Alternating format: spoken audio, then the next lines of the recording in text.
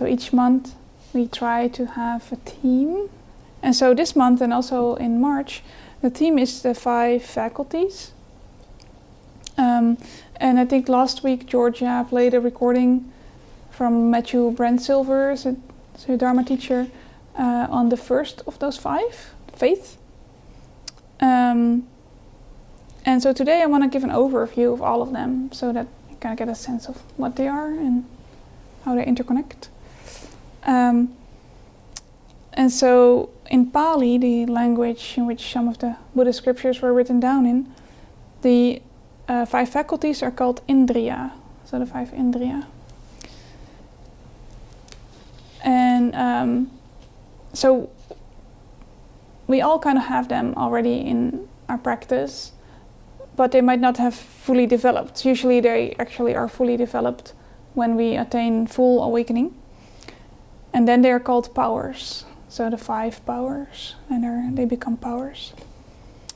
And they become unshakable forces that can control any opposite forces.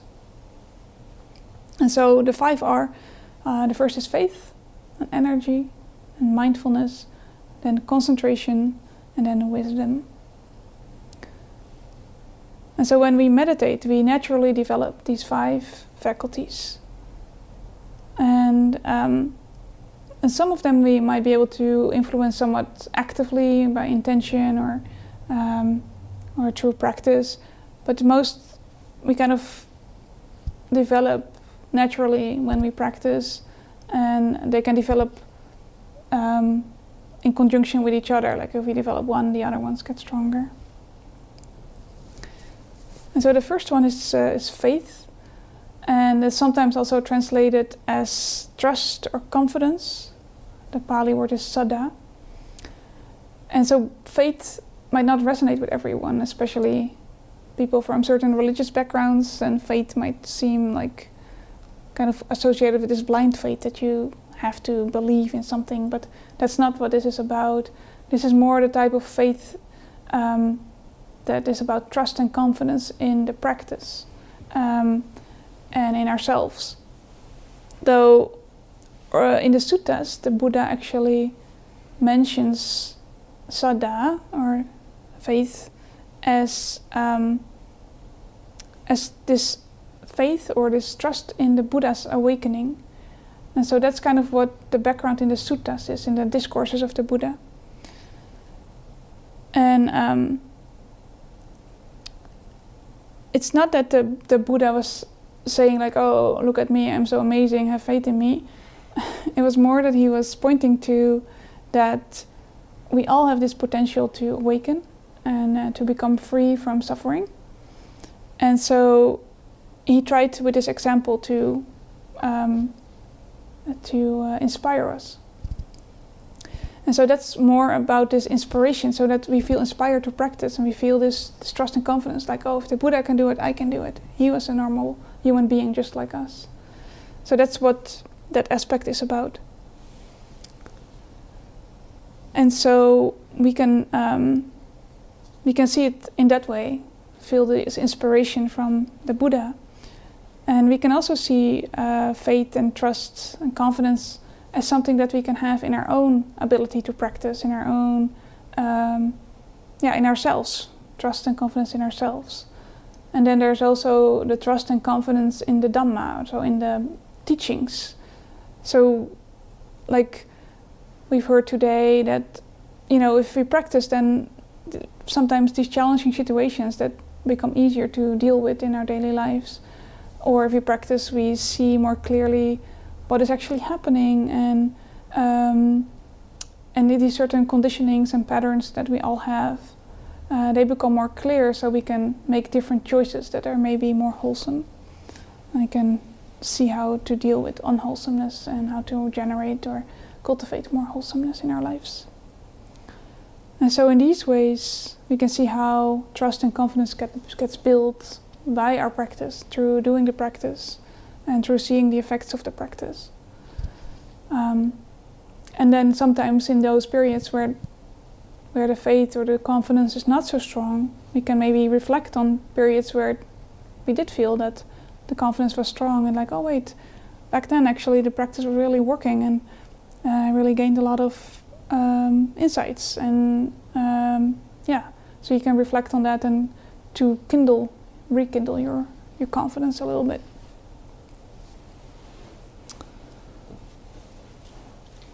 Teacher Spring Washam, with a fierce heart, and the practice of faith and trust, you discover that life isn't happening to you, it is happening for you.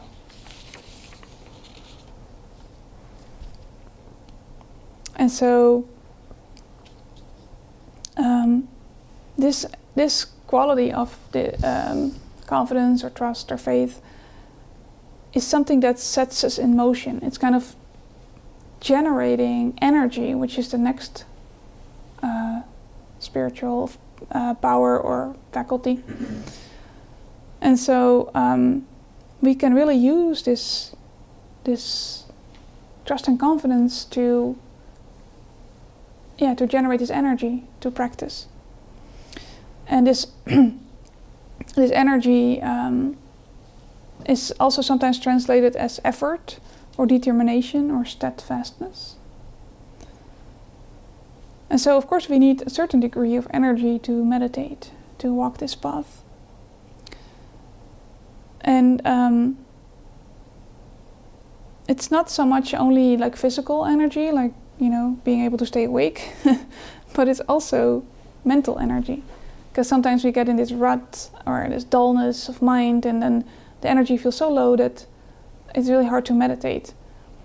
And so there's this balance needed, so that we have enough energy. Like the energy could also be too much, and then we feel agitated or restless. So this balance of energy is very important in our practice. Not having too much and not having not enough. And so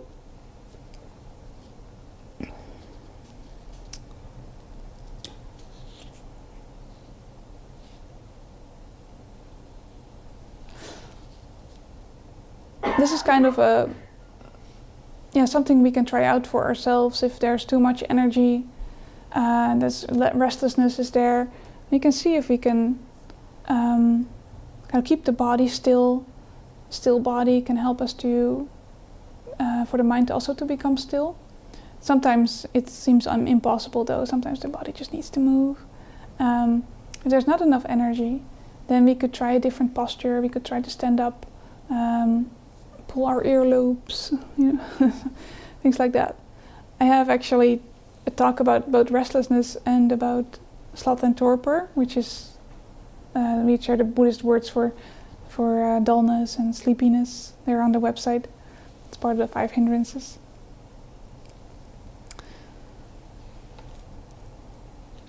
And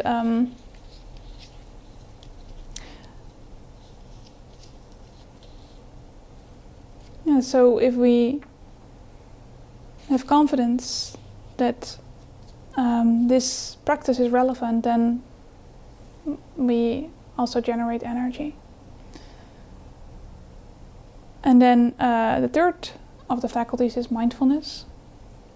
And this is kind of the hub of those other ones. So we have mindfulness in the middle, and then that balances all the other ones. So mindfulness balances one spoke of energy, and the other one of faith, and the other one of concentration and wisdom.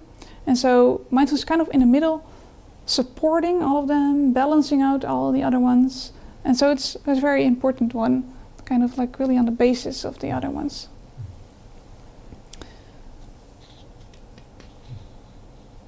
And so we've just practiced an hour of mindfulness meditation, so you're pretty aware of what mindfulness is. It's kind of this being in the present with whatever arises, and kind of this clarity of mind that we know what is happening. So, and the interesting thing is that mindfulness itself doesn't really judge anything.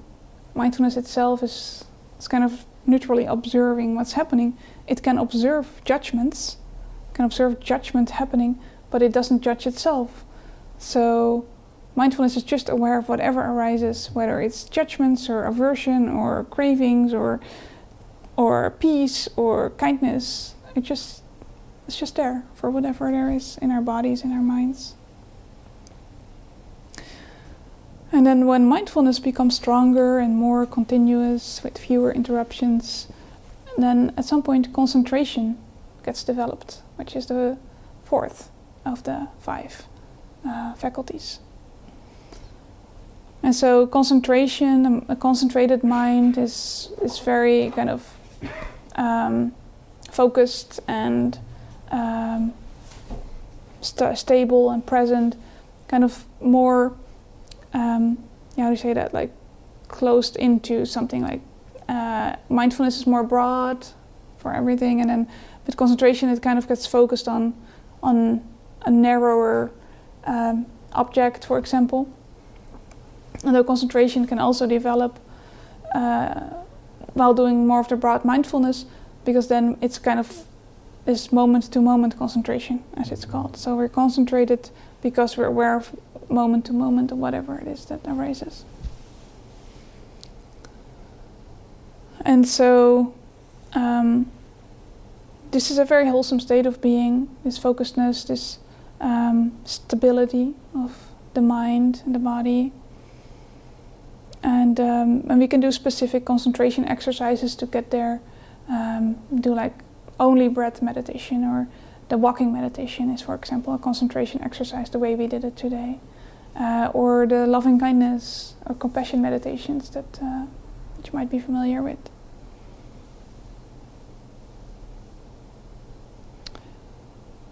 And so then the last faculty is wisdom.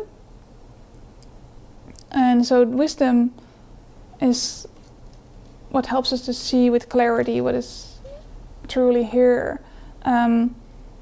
It helps us to see with what is wholesome and what is unwholesome in our lives. It's a very important function of mindfulness, wisdom. And wisdom helps us to get freer and freer from reactivity, from stress, from suffering. And so because wisdom can kind of see what leads to suffering and what leads away from suffering. And so it kind of guides us out of this maze of all these desires and resistances and cravings and aversions and delusion that we have. And so it takes time to develop wisdom. It's not something that we can force or make happen. My teacher, Sayadaw U Tejaniya, a Burmese monk, he talks about wisdom as an aspect of the mind. Just like we have other aspects of the mind, like kindness or compassion or anger. And when we're practicing, when we're just doing our mindfulness practice, every time we have a moment of mindfulness, we're collecting data points. That's what he says. And so we have all these data points, and then in the background, this wisdom aspect is learning from these data points. It's not something we can actively do. What helps with this collection or with this gaining of wisdom is to have the intention to learn and grow from it, and to let wisdom learn and grow from it. And so what we can do is basically put in place the conditions for wisdom to arise, which is just our basic mindfulness practice, to start to see what's actually happening in the body and the mind, especially also our reactive patterns and other conditioning and patterns that might not be so helpful, and how we can, what kind of things are not working not so well for us, and what is actually working well for us, to see all those little things in our lives. There could be all sorts of things. I once, I may have used this example before, but early on in my practice I was very aversive towards cleaning. I would always put it off.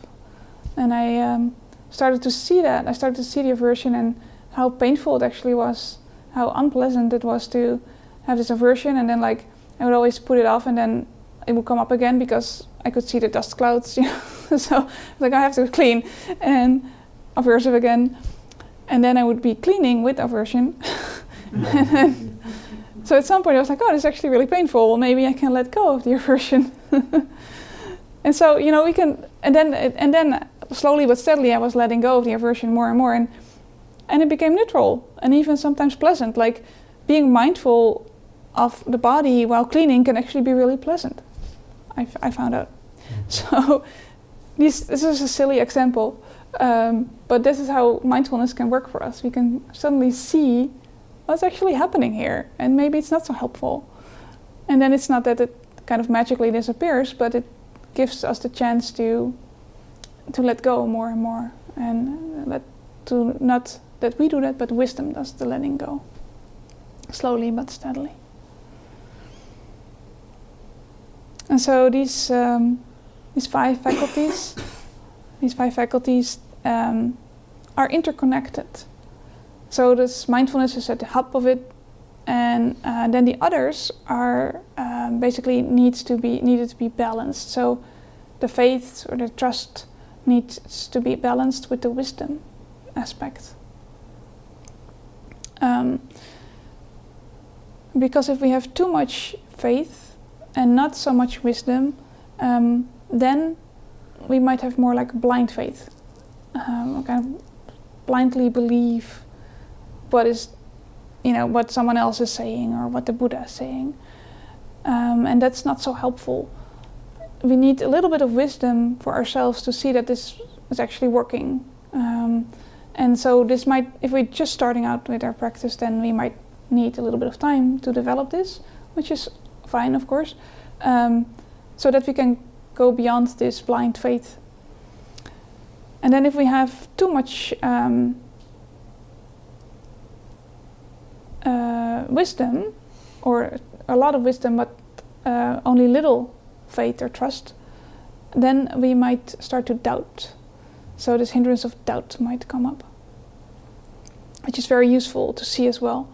And we know that we might lack a little bit of wisdom, so we might want to kind of have this intention of cultivating more and more wisdom, and to cultivate getting insight into, to have this intention of wanting insight into whatever is happening. And I also have a whole talk on doubt on the website, part of the 5 hindrances, if you're interested. If that's something that comes up in your practice a lot, that might be useful to listen to. And then energy and concentration need to be balanced as well. So if there's too much energy and not enough concentration, then we have restlessness, like I just mentioned. And then we need to concentrate maybe a little better, a little more. Like maybe we start to focus on one thing more than we do this general mindfulness practice. And then if there's too much concentration and not enough energy, then there's more drowsiness and dullness, like I just described as well.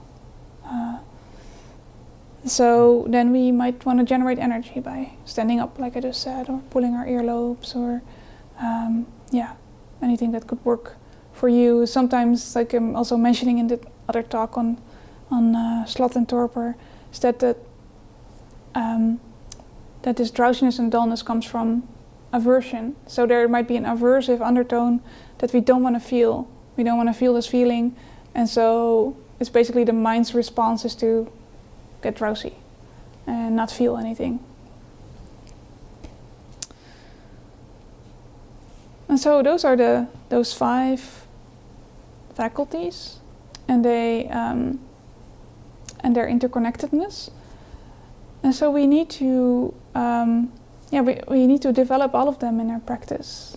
It's a very useful list that we can use directly in our practice by looking at these balancing these things, and the mindfulness at the core can see what is happening. Mindfulness is aware of is there enough confidence, is there enough energy, enough concentration, enough wisdom, or does something need a bit more balance here and there?